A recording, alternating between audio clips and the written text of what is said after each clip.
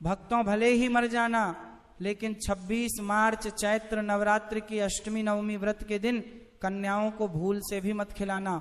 ये 3 चीज अन्यथा मां नवदुर्गा आपसे हो जाएगी, क्रोधित घर में आएगी, कंगाली और गरीबी घर पूरा कंगाल होने की करार पर आ जाएगा। इसलिए पूरी जानकारी के लिए वीडियो को पूरा देखें। जय माता रानी। नमस्कार भक्तों, स्वागत है आपका। भक्तों, चैत्र नवरात्रि हिंदू धर्म के सभी त्योहारों में से एक प्रमुख त्योहार है और हिंदू पंचांग के अनुसार चैत्र नवरात्रि के पर्व का विशेष महत्व होता है। भक्तों, इन 9 रातों में माता रानी के 9 स्वरूप शैलपुत्री, ब्रह्मचारिणी, चंद्रघंटा, माम कुष्मांडा, स्कंद माता कात्यायनी, कालरात्रि, महागौरी और सिद्धदात्री की विशेष पूजा श्रद्धा से की जाती है। आज की वीडियो बहुत ही खास और ज्ञानवर्धक रहने वाली, क्योंकि भक्तों आज हम इस वीडियो में बात करेंगे कि अष्टमी नवमी व्रत में कन्याओं को वह कौन सी 3 चीज हैं जो भूल कर भी नहीं खिलाना है और कौन सी चीज जरूर ही खिलाना है। इसी के साथ जानेंगे कि वह कौन से कार्य हैं जो हमें अष्टमी नवमी व्रत में कन्या पूजन के दौरान करने हैं और कौन से कार्य नहीं करने हैं। इसी के साथ बात करेंगे कन्या पूजन कब और कैसे करना है, कितनी कन्याओं को खिलाना है, कितने कंजक बैठता है, कन्या पूजन की संपूर्ण विधि, सब कुछ जानेंगे इस वीडियो में। भक्तों, हमारे हिंदू पंचांग में माना गया है कि इन 9 दिनों में माँ दुर्गा से जुड़ी सभी शक्तियां जागृत हो जाती हैं।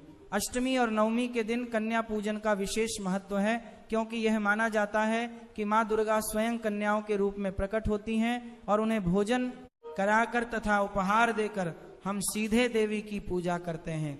भक्तों, इस बार 26 मार्च को पावन अष्टमी और नवमी तिथि पर जब भक्तजन कन्या पूजन का आयोजन करते हैं तो यह केवल एक परंपरा नहीं बल्कि देवी शक्ति को प्रसन्न करने का सबसे सरल और सशक्त मार्ग माना जाता है। किंतु शास्त्रों में यह भी स्पष्ट चेतावनी दी गई है कि इस दिन यदि कन्याओं को खिलाने में थोड़ी सी भी लापरवाही या अनुचित वस्तुओं का उपयोग कर दिया जाए तो माँ दुर्गा प्रसन्न हो जाती हैं। इसके परिणाम स्वरूप मनुष्य का सौभाग्य उससे रूठ जाता है, जीवन में बनी बनाई परिस्थितियां बिगड़ जाती हैं, बनते हुए कार्य अधूरे रह जाते हैं और व्यक्ति को बार बार असफलताओं का सामना करना पड़ता है। यहाँ तक कि आपकी 9 दिन की तपस्या, व्रत खंडित हो सकता है और दुर्भाग्य का सामना करना पड़ सकता है। इसलिए कन्या पूजन करते समय पूर्ण सतर्कता और श्रद्धा आवश्यक है, ताकि माता रानी की कृपा बनी रहे और जीवन में सुख, शांति और समृद्धि का वास हो। इसलिए इन दिनों में माँ दुर्गा की संपूर्ण विधि विधान से पूजा करने से आपकी सभी मनोकामनाएं पूर्ण होती हैं। भक्तों, सच्चे हृदय से कमेंट बॉक्स में लिखें, जय माता दी। माता रानी आपके सभी कष्टों को समाप्त करें, आपकी झोली खुशियों से सदैव भरी रहे। भक्तों, नवरात्रि का महापर्व 9 देवी अर्थात 9 कन्याओं को समर्पित है। कन्या पूजन करने से हमारी समस्त पीड़ा दूर होती है, दुख दर्द दूर होते हैं, हर कष्ट दूर होते हैं, गृह क्लेश हमारे जीवन से हमेशा के लिए दूर हो जाते हैं। यहाँ तक कि पितृदोष, राहु दोष, मंगल दोष, काल सर्प दोष, मात्र कन्या पूजन से क्षण से पीड़ित व्यक्ति को राहत मिलती है, सुकून मिलता है, घर में खुशियां आती हैं तथा अकाल मृत्यु घर में कभी नहीं होती। भक्तों, इस बार की चैत्र नवरात्रि सचमुच बेहद खास है, क्योंकि माँ दुर्गा अपने वाहन सिंह पर नहीं बल्कि पालकी पर सवार होकर पृथ्वी लोक 19 मार्च को पधार चुकी है। शास्त्रों में कहा गया है कि जब माँ पालकी पर सवार होकर आती हैं तो यह राजयोग और समृद्धि का द्योतक होता है। इसका अर्थ है कि इस नवरात्रि में माँ रानी हर भक्त के घर सुख, शांति, ऐश्वर्य और वैभव का आशीर्वाद लेकर प्रवेश करेंगी। पालकी पर आगमन को शक्ति, स्थिरता और शुभता का प्रतीक माना जाता है, जो दर्शाता है कि इस बार की नवरात्रि आपके जीवन में बड़े परिवर्तन और सकारात्मक ऊर्जा लेकर आएगी। इसीलिए तन मन धन से माता की आराधना करें, सच्चे भाव से उनका स्मरण करें और अपने जीवन के हर संघर्ष को जीतने का संकल्प लें, क्योंकि जब माँ अपने भक्तों पर प्रसन्न होती हैं तो असंभव भी संभव हो जाता है। भक्तों, जैसा कि आपको मालूम है कि इस वर्ष चैत्र नवरात्रि 19 मार्च 2026 से प्रारंभ होकर 27 मार्च 2026 को रामनवमी के दिन समाप्त हो रही है। अब यदि हम अष्टमी और नवमी व्रत की सही तिथि और शुभ मुहूर्त की बात करें तो इस बार अष्टमी तिथि 25 मार्च 2026 को लगभग सुबह 8:00 बजे से प्रारंभ होकर 26 मार्च 2026 को सुबह लगभग 9:30 बजे तक रहेगी। वहीं नवमी तिथि 26 मार्च 2026 को सुबह 9:30 बजे से प्रारंभ होकर 27 मार्च 2026 को सुबह लगभग 11:00 बजे से प्रारंभ होकर 26 मार्च 2026 को सुबह बजे तक रहेगी। ऐसे में भक्तों 26 मार्च का दिन अत्यंत विशेष और शुभ संयोग लेकर आ रहा है, क्योंकि इस दिन अष्टमी और नवमी दोनों तिथियों का प्रभाव एक साथ रहेगा। इसलिए आप इस दिन कन्या पूजन और व्रत दोनों का पुण्य एक साथ प्राप्त कर सकते हैं।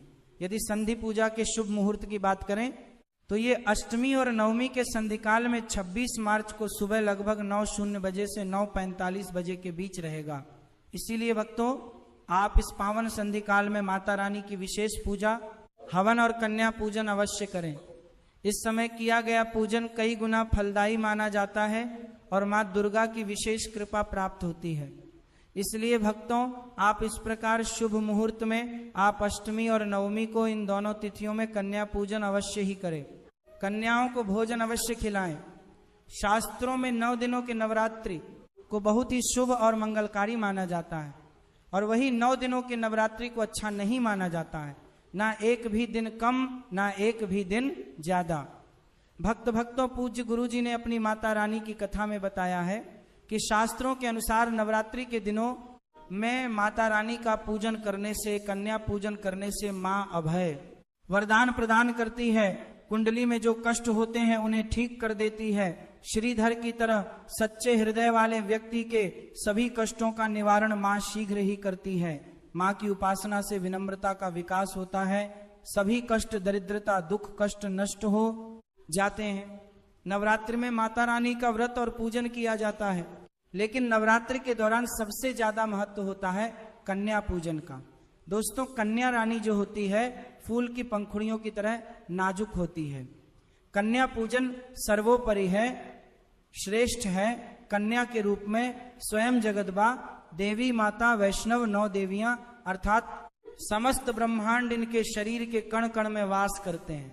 बहुत कम लोग जानते हैं 33 कोटि देवी देवताओं का वास होता है कन्याओं के मस्तक पर। कन्या चाहे छोटी हो चाहे बड़ी हो, वह सदैव पूजनीय है, माँ के समान मानी जाती है, भक्तों माना जाता है। माता के अष्टमी और नवमी व्रत और उपासना से माता रानी इतना प्रसन्न नहीं होती है जितना कि कन्या पूजन से होती है। नवरात्रि में छोटी छोटी कन्याओं को माता रानी का स्वरूप माना जाता है। कन्याओं को भोग लगाया जाता है, उन्हें प्रसन्न किया जाता है और बदले में आशीर्वाद मांगा जाता है। भक्तों अगर किसी छोटी कन्या ने जाने अनजाने में अगर आप उनके पैर छू रहे हैं और अपने हाथ से आपके मस्तक पर अपना हाथ रख दिया, तो स्वयं माँ जगदम्बा ने अपना हाथ आपके मस्तक पर रखा है। आपको है असीम आशीर्वाद माता का प्राप्त होगा जिसकी आप कल्पना तक नहीं कर सकते। इसलिए इस दिन हर प्रति महिलाओं को, कन्याओं को खुश करने के लिए गिफ्ट आदि उपहार वगैरह दिए जाते हैं। माना जाता है अगर कन्याओं को कोई भेंट दी जाए और वह उसे खुशी स्वीकार कर ले तो इसका मतलब है माता रानी अर्थात माता वैष्णव ने वह भेंट स्वीकार कर ली। जिन पर कन्याएं प्रसन्न होती है तो समझो उन्हें माता रानी का आशीर्वाद मिल गया और माता रानी की कृपा से उन्हें मुंह मांगा वरदान प्राप्त होता है। दोस्तों पूज्य गुरु जी ने कहा है कि क्षेत्र नवरात्रि के दिनों में खासकर अष्टमी नवमी के दिन कन्या पूजन कोई मामूली पूजन नहीं होता। समस्त ब्रह्मांड में जो पूजा होती है उनसे बढ़कर कन्या पूजन को माना जाता है। 100 बार गंगा स्नान करने से और 1000 बार यज्ञ करने से तथा 7 वर्ष पूजा पाठ करने से जो फल मिलता है वह मात्र 1 बार कन्या पूजन करने से करोड़ों गुना भक्त को मिल जाता है, प्राप्त हो जाता है। और इस दिन कन्याओं को उपहार देने की परंपरा है। जिस कन्या खुशी खुशी उसे स्वीकार कर लेती है, इस उपहार को देने से 1000 गोदान करने के बराबर पुण्य फल प्राप्त होता जितना कन्याओं को एक उपहार देने से मिलता है। तो आप सोच ही सकते हैं कि कन्या पूजन नवरात्रि के दिनों में कितना शक्तिशाली पूजन है। भक्तों इसीलिए कहा जाता है कि कन्याओं को कभी भी सताना नहीं चाहिए, इससे समस्त ब्रह्मांड हिल जाता है। माँ नव दुर्गा के रौद्र रूप का सामना करना पड़ता है। इसीलिए कन्याओं की जितनी सेवा की जाए कम ही होती है। कन्याएं कोई मामूली नहीं होती। कन्या के रूप में स्वयं उनके मस्तक पर विराजमान होकर स्वयं नवदुर्गा चलकर आपके घर तक आती है। नवरात्रि में 2 साल से लेकर 10 साल तक की कन्या का पूजन होना चाहिए।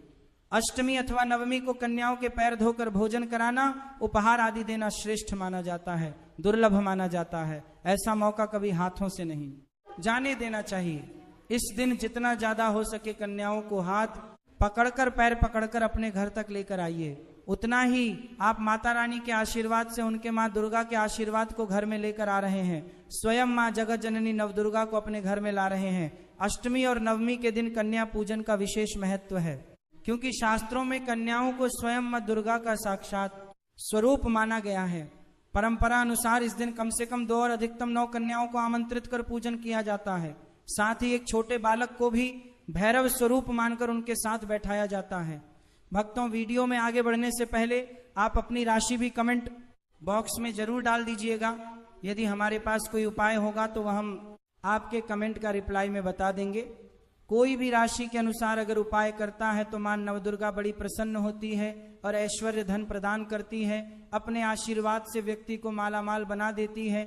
इसीलिए राशि कमेंट में जरूर ना लें और हाँ माता को एक लायक जरूर करें।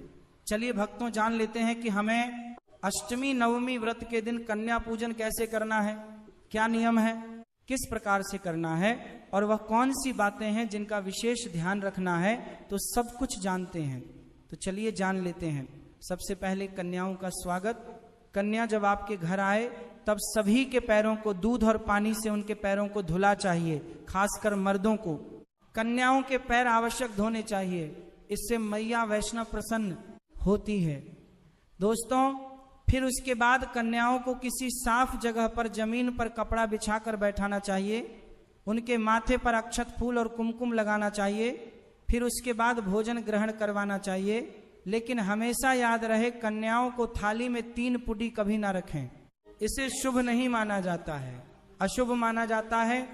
3 पुड़ी तथा 3 रोटियां मरने वाले व्यक्ति के लिए निकाली जाती है और जेल में कैदियों के लिए जाती है। ऐसे में कन्याओं को उनकी थाली में 3 पूरी कभी ना दें। 1-2 करके पूरियां दे सकते हैं। इससे 3 संख्या बट जाती है और दोष भी नहीं लगता। दोस्तों, कन्याओं को खाना खिलाने के बाद अंतिम में कन्याओं के सर पर लाल चुनरी उड़ाना चाहिए और भोजन में आपको खीर पूरी, हलवा, चना तथा आलू की सब्जी, छोले वगैरह की सब्जी खिलानी चाहिए। पनीर आदि भी खिलाया जा सकता है। वैसे माता रानी का प्रिय भोजन खीर, हलवा, पूरी और छोले अत्यधिक प्रिय है। लेकिन अगर आप इनमें से कोई चीज नहीं मिला सकते हैं तो कुछ मीठा आप कन्याओं को जरूर खिलाएं। मीठे में आपको दही, जलेबी सबसे उत्तम रहेगा। लेकिन भूल से भी लहसुन और प्याज का इस्तेमाल कभी ना करें, अन्यथा अनर्थ हो जाएगा। अक्सर कई लोग कन्याओं को कुरकुरे का पैकेट, चिप्स वगैरह का पैकेट खिलते हैं, जो कि घोर अनर्थ माना जाता है, क्योंकि इसमें लहसुन प्याज का इस्तेमाल होता है, जिसके कारण आपका व्रत खंडन हो सकता है। माँ दुर्गा क्रोधित हो सकती है। जहां आपने 9 दिनों तक लहसुन प्याज का परहेज किया, लेकिन आपकी एक गलती पूरे व्रत को खंडित अपवित्र कर सकती है। इसलिए ऐसा कोई भी काम नहीं करना चाहिए जिससे कि माता रानी रूठ हो जाए और कन्याओं को भी अशुद्ध होना पड़े। कन्याओं को डब्बा बंद कोई भी ऐसी चीज ना खिलाए जिसमें लहसुन प्याज होता है। कई चीजें ऐसी होती है मार्केट में जिसके अंदर लहसुन प्याज का इस्तेमाल होता है, ऐसा आप कभी मत करना।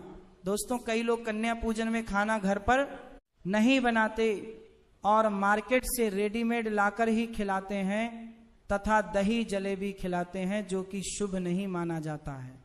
दोस्तों, ऐसा खाना खिलाते हैं जिनके घर में मान लीजिए कोई दुर्घटना आदि हो गई है या घर में कोई बीमार है या कोई मुसीबत है, तब वह ऐसा करते हैं। लेकिन अगर आप स्वस्थ हैं, आपको कोई पीड़ा नहीं है, तो ऐसा भूलकर भी नहीं करना चाहिए। माता रानी दही जलेबी नहीं, आपके हाथों का बना भोजन खाना चाहती है, आपका प्यार चाहती है। फिर चाहे आप घर में एक ही पूरी क्यों ना बनाएं, माता के लिए आप स्वयं ही अपने हाथों से माता रानी को भोजन खिलाएं। देखिए, भले ही आप दागी जलेबी खिला सकते हैं, परंतु माता को घर का बना हुआ शुद्ध भोजन ही अति प्रिय है। खासकर शारदीय नवरात्रों के दौरान घर में पक्का खाना अवश्य बनाना चाहिए।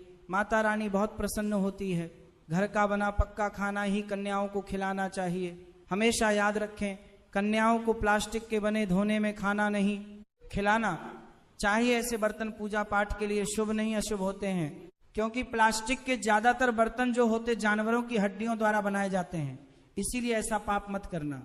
कन्याओं को हमेशा स्टील के बर्तन या पत्तों से बने बर्तनों में ही भोजन कराना चाहिए, बहुत ही शुभ माना गया है। अगर पेड़ के पत्ते में भोजन कराते हैं तो माता अभय वरदान प्रदान करती है। दोस्तों, एक और बात हम आपको बताने वाले हैं कि यदि नवरात्रों के समाप्त होने के बाद यदि बीच में कन्या पूजन में शुक्रवार का दिन पर किया जाए तो कन्याओं को कोई भी खट्टी चीज नहीं खिलाना चाहिए, क्योंकि शुक्रवार का दिन माता संतोषी को समर्पित होता है और माता संतोषी नवरात्रों के दिनों में सक्रिय अवस्था में होती है, यानी वो भी 9 देवियों के साथ में आपके घर में आती है। इसीलिए कन्याओं को भूलकर भी शुक्रवार का दिन खट्टी चीज घर में नहीं बनाना चाहिए और कन्याओं को भी खट्टी चीज नहीं खिलाना चाहिए। घोर पाप लगेगा, आपका किया कराया सब बर्बाद हो सकता है। 9 दिन का व्रत एक दिन में ही टूट जाएगा, वह बस आपकी एक गलती के कारण, क्योंकि खट्टी चीजों से मां नव दुर्गा रूठ हो सकती है, आपको श्राप दे सकती है। इसीलिए नादान ना बने दोस्तों। भोजन कराने के बाद कन्याओं की थाली में एक लौंग जरूर रखना चाहिए, क्योंकि लौंग देवी शक्ति तथा दुर्गा माँ को बहुत प्रिय है। लौंग माता शक्ति का प्रतीक होती है। लौंग में नवदुर्गा का वास होता है। इन 9 दिनों में माता रानी को लौंग का भोग लगाया जाता है। तो खाना खाने के बाद कन्याओं को लौंग अवश्य अर्पित करें। माता रानी को अमृत से बढ़कर लौंग प्रिय है, इसीलिए कन्याओं को थाली में चुपचाप एक लौंग जरूर रख दें। नथिंग स्पेशल, आपका भाग्य चमक जाएगा। माता रानी को परथाली का प्रिय है। लक्ष्मी आपके जीवन में धन की कोई भी कमी नहीं होने देंगी। भक्तों, आपको बता दें कन्याओं को उपहार में क्या दें। कन्याओं को खुश करने के लिए उनकी थाली में दक्षिणा डालें, ताकि आपके घर में संपन्नता बनी रहे तथा धन की कोई भी कमी ना हो। कन्या जब आपके घर से खुशी खुशी धन लेकर जाती है तो वह भी आपको खुशी कई गुना आपको धन प्रदान करती है। इस समय कंजूसी मत करना, खुशी खुशी कन्याओं को धन अवश्य देना। कन्याओं को कोई सुंदर गिफ्ट दे सकते हैं।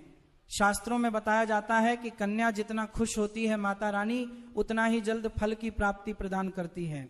ऐसे में आप कन्याओं को चॉकलेट बॉक्स दे सकते हैं तथा खूबसूरत कपड़े दे सकते हैं। याद रहे, काले कपड़े ना दें और स्टील के बर्तन भी गिफ्ट के तौर पर दे सकते हैं। याद रहे कि कन्याओं को लोहे का कोई भी सामान नहीं देना, नहीं तो राहु केतु का प्रभाव आपके जीवन में प्रवेश कर जाएगा। राहु काल तथा राहु दोष आपको लग जाएगा, आप बर्बाद भी हो सकते हैं। दोस्तों, जब कन्या अपने घर के लिए प्रस्थान करें तो उनके चरण जरूर छू लें और अपने मन में अपनी प्रार्थना को पूरा करें। सच्चे दिल से मांगी मुराद माता रानी अवश्य ही पूरी करती है। सच्चे दिल का मतलब होता है मन में कोई भी लालच ना हो, और अगर वह लालच माता को पाने के लिए बन जाए तो उसे बोलते हैं सच्ची श्रद्धा और सच्ची भक्ति। ऐसी भक्ति के आगे स्वयं 33 कोटि देवी देवता आपको नमस्कार करते हैं। नवरात्रि में अगरबत्ती आप जलाते हैं, या फिर आप गोबर के कंडे जलाते हैं, या फिर आप माता रानी के लिए जो भी चीजों को जलाते हैं, है तो भक्तों भस्म का क्या करना चाहिए। जलाने के बाद जो अंतिम चीज होती है वहां चीज भस्म होती है। भस्म का क्या करना चाहिए, तो भक्तों हम आपको बता देते हैं कि इस भस्म को पूरे साल के लिए, 1 साल के लिए इस प्रकार की भस्म को बटोर करके रखना चाहिए। जो अगरबत्ती की भस्म है या फिर कहा जाए गोबर के कंडे की भस्म रखी है, क्योंकि माता रानी को हम जो कच्ची धूप जलाते हैं उसकी भस्म भी काफी सारी हो जाती है। क्या इसे में नदी में बहा देना चाहिए? अगर ज्यादा है तो नदी में बहा दीजिए, बाकी कम से कम आपको 1 साल के लिए आपको ये भस्म अपने में जरूर रखनी चाहिए। भक्तों, हम भस्म के बेनिफिट बता रहा हूं और इसके फायदे बता रहा हूं। इससे पहले अभी तक जय माता दी नहीं लिखा है तो जय माता दी लिख दीजिए। इससे हमें वीडियो बनाने का मोटिवेशन मिलता रहता है और माता रानी की कृपा आपके ऊपर और हमारे ऊपर सदा बनी रहती है। इससे हमारा जो वीडियो बनाने का उत्साह होता है वह बहुत अधिक बढ़ जाता है। हमारी टीम और भी ज्यादा मेहनत करके आपको इस प्रकार की ज्ञान से भरपूर जानकारी उपलब्ध कराती है। इसके लिए आपको नया योग टीवी चैनल को जरूर ही सब्सक्राइब कर लेना है, ताकि आने वाली वीडियो के नोटिफिकेशन आपको प्राप्त होते रहे। तो भक्तों, जो भस्म होती है इसका क्या करना चाहिए। अगरबत्ती की जो भस्म होती है इसे पूरे 1 साल के लिए आपको बचा कर रखना होता है और इसे थोड़ी थोड़ी आपको खानी होती है। अगर आप चाहते हैं कि आपकी अध्यात्म उन्नति हो, आपकी प्रगति हो, तो ये थोड़ी थोड़ी मात्रा में खाना शुरू कर दीजिए। आपके जो सोचने समझने की क्षमता है इतना ज़्यादा पावरफुल हो जाएगी कि आपके आसपास में रहने वाले लोग जितना सोचते हैं उससे 1000 गुना ज़्यादा आपकी सोच बढ़ जाएगी।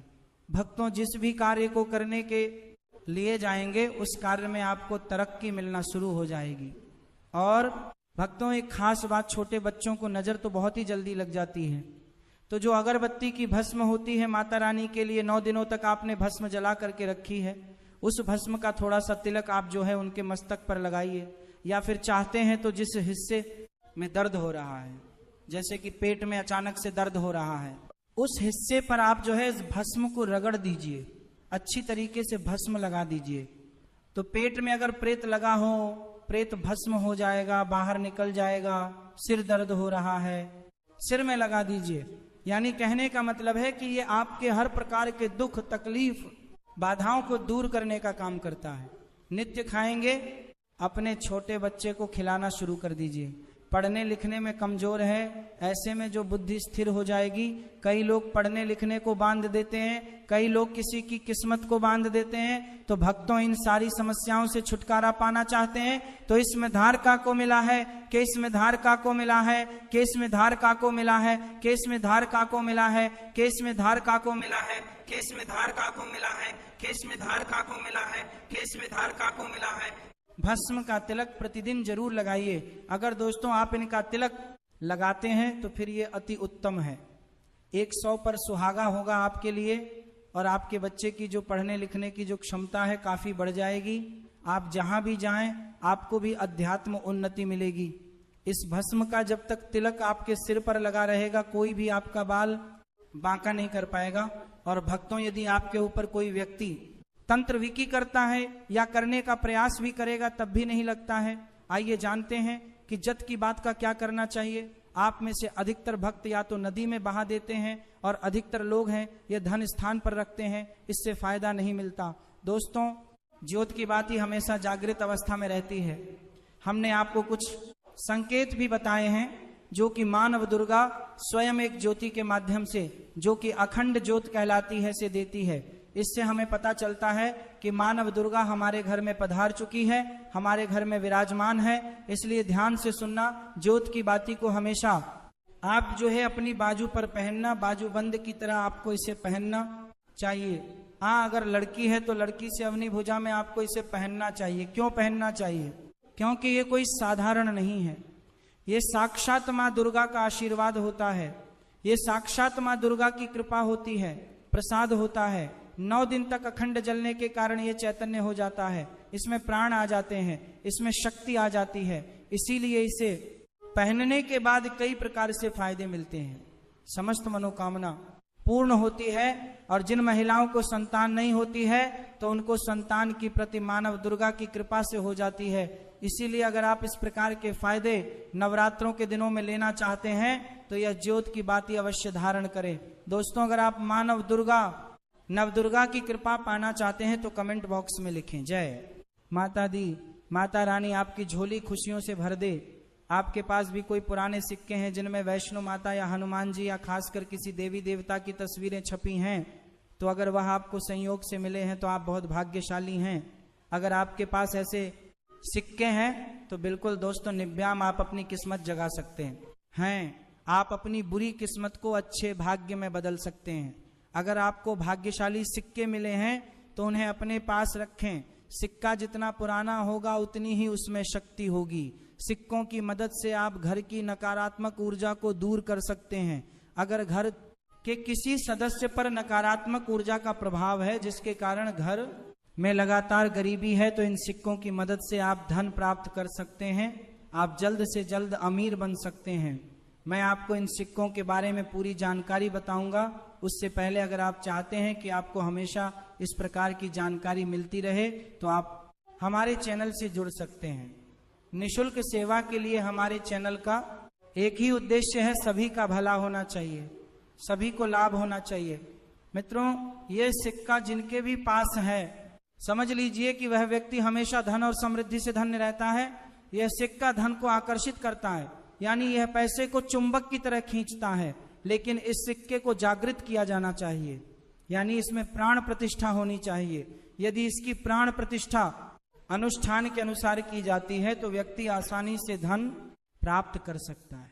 इस तरह मैं आपको प्राण प्रतिष्ठा करने की सबसे सरल और आसान विधि भी पूज्य गुरु जी ने बताई है। तो दोस्तों, धन, सुख और संपत्ति की प्राप्ति के लिए सिक्का को इस तरह से सिद्ध करना होगा। सबसे पहले आपको सिक्के को अपने पास रखना होगा, इसे लाल कपड़े में लपेटना होगा और इसके बारे में सोचकर इसे एक तरफ रख देना होगा। फिर इस सिक्के को गंगा जल से स्नान कराना होगा। फिर से आपको इसको दूध से नहलाना है। जैसे हम देवी देवताओं को नहलाए हैं वैसे ही इस सिक्के को भी नहलाना है।